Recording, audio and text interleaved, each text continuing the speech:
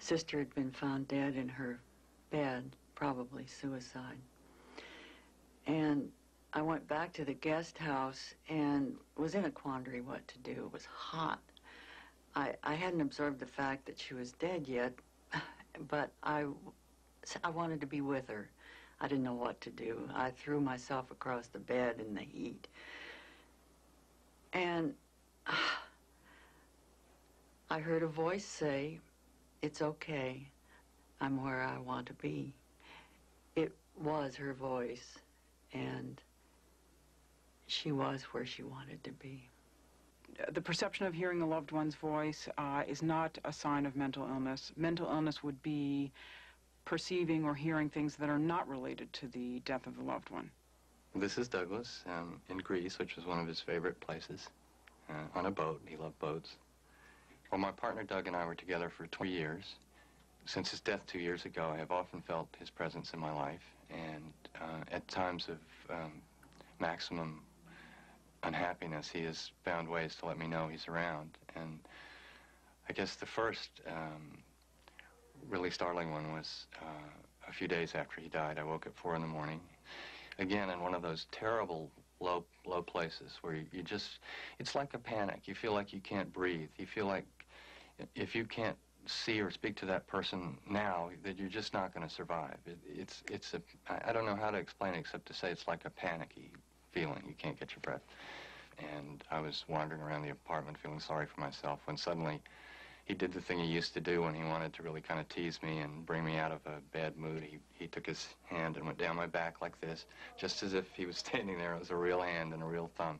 And when he hit the bottom of my sweatshirt, there was a loud popping crackle. It felt as though he had broken through some kind of plane into this plane, and in the process of going back, it made a crack, a pop, and it was over. But I went from crying to laughing in just a few seconds. I can share with you a part of my own experience of having a dream about a friend who, actually a colleague who committed suicide. And I had a dream shortly after she died, which would fall under the category of an ADC. And I was very taken aback by the dream. It was very vivid, and she was on one side of a revolving door, and I was on the other side, and I was asking her to come back, and she had no intention of coming back. And the next day I called a colleague of mine because I was concerned about myself and my own emotional stability. And he said, after I told him the dream, he said, "You've had a privileged look at the other side." That was his response.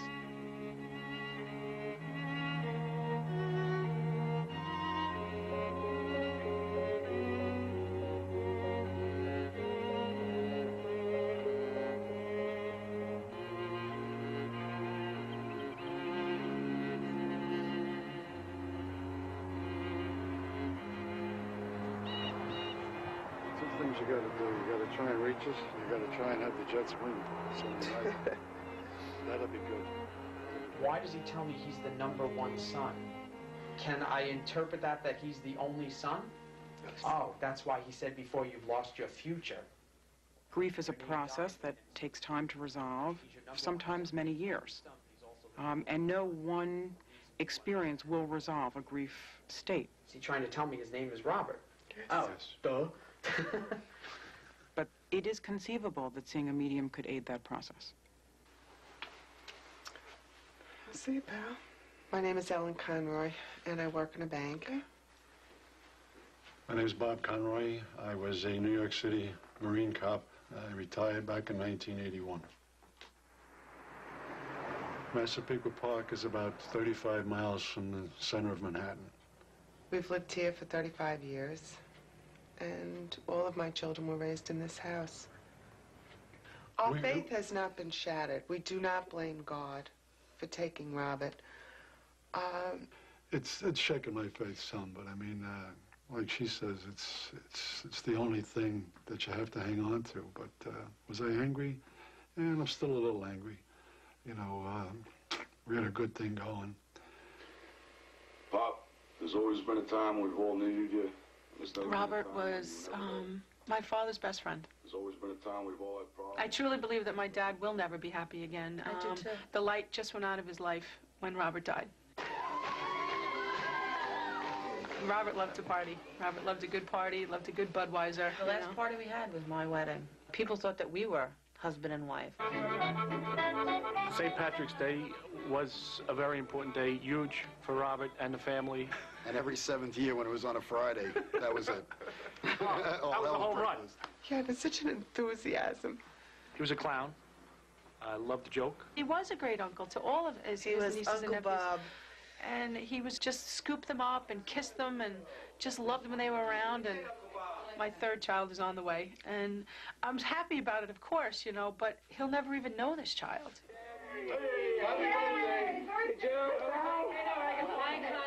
We were at Connor's party on Connor is Saturday. He was our grandson, grandson, 2 years old. 2 years old, and we had a wonderful day. The whole family was there. Everything just went great that day. Everybody was in a good mood. The kids were good. Everybody was just sitting around the dining room table, and all I can remember is hearing laughter. Love Connor! He talked to us like at 20 to 8 that evening on Sunday, and the next thing, 20 minutes later, we got a phone call that he was rushed to Huntington Hospital. My phone rang. My sister Valerie called, and she said that she'd gotten a phone call from my mother saying that Robert was taken to Huntington Hospital and he had no vital signs.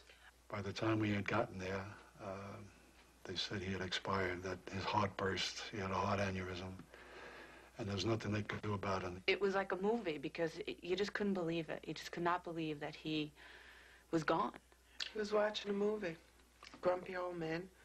He laughed out loud, and he died. That was it. You just sit there and you're like, come back, that's all you want to say. It's always still disbelief. It's like, don't let us live without you forever. You start to question, like, you know, will you really see Robert again? Like, you know, the Robert who used to sit out with me on the deck that he built and split a beer with me. I mean, is it going to be that Robert? And when we do see him, am I going to be old and is he going to be young? And obviously, I guess he's going to be 34. What are we going to do there? Like, yeah. And who crossed him over? You know, who did he see on the other side? Is he with his aunt, Bob's sister, who died in 1978, who was his godmother? Is he making other people laugh? Is he dancing? Like, these are things that, is somebody else enjoying our brother? What is heaven? Where is it? What is it? What is it about? Is he happy? Does he see us? I don't know. I don't know how much connection up there has with down here. It's a mystery. I don't know what to think. You know, it might not be Robert that comes through. Will you be disappointed? When you came to us and asked us if we would be interested in being part of a reading with George Anderson, we said fine. We would, if Robert was trying to reach us, that it would be fine with us. Oh well, we'll be on our way soon. I hope the reading gives them some sort of peace, or us peace. Especially for my folks, because my heart just breaks, you know, even just talking to them, seeing them, and, you know, the life stuff goes on and everything, but for them it doesn't. I mean, they're going through the motions.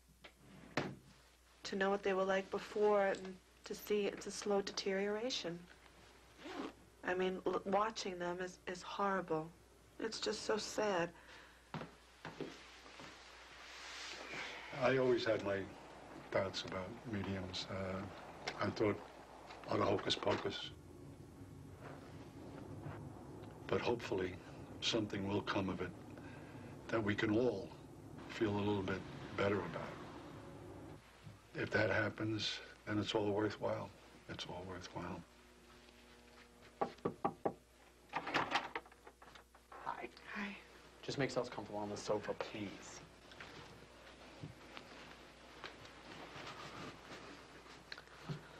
Okay, now, before we begin, I just want to set up some preparation.